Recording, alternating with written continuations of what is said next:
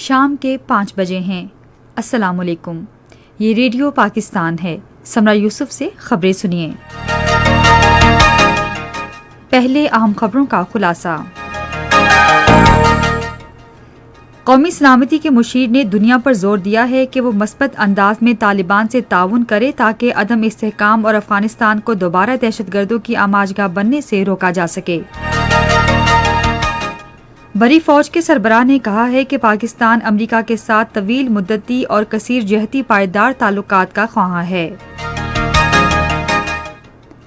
اطلاعات کے وزیر مملکت نے کہا ہے کہ حکومت ٹیکسوں میں کمی کے ذریعے مہنگائی کی عالمی لہر کے اثرات کو کم کرنے کے لیے بھرپور کوششیں کر رہی ہے۔ افغانستان میں آج صبح ننگرہار کے ضلع آچین میں ایک دھماکے میں 3 افراد ہلاک ہو گئے۔ اور اب خبروں کی تفصیل۔ قومی سلامتی کے مشیر ڈاکٹر معید یوسف نے کہا ہے کہ دنیا کو ایک ایسا نظام وضع کرنے کی ضرورت ہے جس کے تحت موسم سرما سے پہلے افغانوں کو امداد پہنچ سکے۔ انہوں نے اسلام آباد میں افغانستان کے لیے خصوصی نمائندے تھامس ویسٹ کی قیادت میں 5 رکنی امریکی وفد سے گفتگو کرتے ہوئے کہا کہ افغان مرد، خواتین اور بچوں کو امداد کی اشد ضرورت ہے۔ قومی سلامتی کے مشیر نے اس بات پر زور دیا کہ عدم استحکام اور دوبارہ دہشت گردی کے خطرے سے نمٹنے کے لیے دنیا کو طالبان کے ساتھ تعمیری روابط رکھنے کی ضرورت ہے۔ انہوں نے کہا کہ مستحکم اور پرامن افغانستان پاکستان سمیت پوری دنیا کے بہترین مفاد میں ہے۔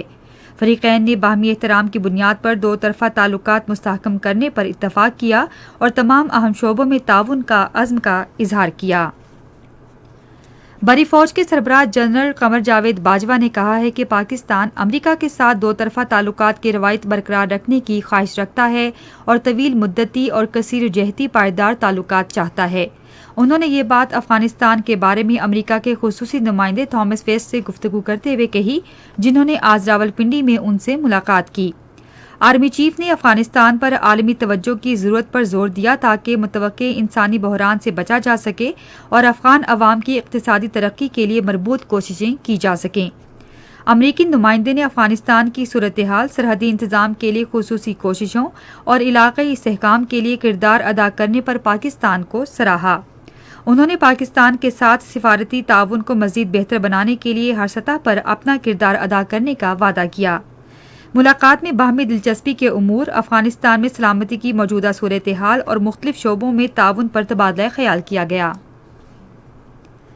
اطلاعات و نشریات کے وزیر مملکت فاروق حبیب نے کہا ہے کہ حکومت ٹیکس میں کمی کے ذریعے عالمی مہنگائی کے اثرات کم کرنے کی تمام ممکنہ کوششیں کر رہی ہے۔ انہوں نے آج فیصل آباد میں صحافیوں سے گفتگو کرتے ہوئے کہا کہ کورونا کی وبا کی وجہ سے پوری دنیا کی معیشت متاثر ہوئی، جبکہ پاکستان بھی پیٹرولیم مصنوعات کی قیمتوں میں اچانک اضافے کی وجہ سے متاثر ہوا۔ فاروق حبیب نے کہا کہ حکومت 1 کروڑ 20 لاکھ نادار خاندانوں کے لیے راشن کارڈ جاری کر رہی ہے جو اشیاء ضروریہ پر براہ راست رعایت حاصل کرنے کے اہل ہوں گے۔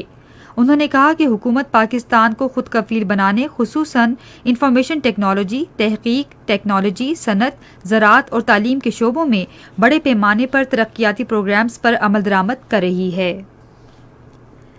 قومی اسمبلی کو آج بتایا گیا کہ مقامی ماہی گیروں کے مفادات کے تحفظ کے لیے پاکستان کے خصوصی اقتصادی زون میں غیر ملکی جہازوں کو مچھلیاں پکڑنے کی اجازت نہیں ہے۔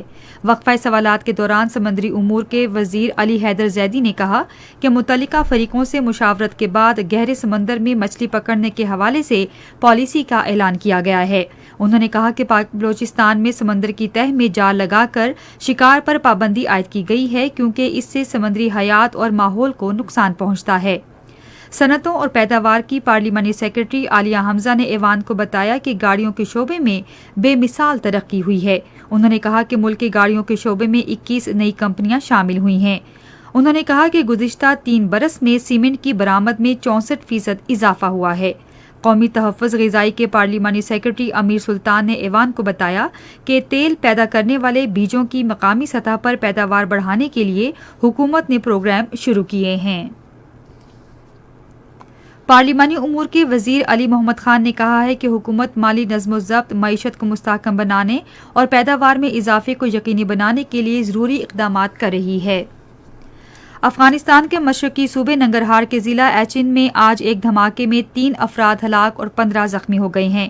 ننگرہار صوبے کے ترجمان قاری حنیف نے صحافیوں کو بتایا کہ نماز جمعہ کے دوران مسجد میں نصب کیا گیا بم پھٹ گیا۔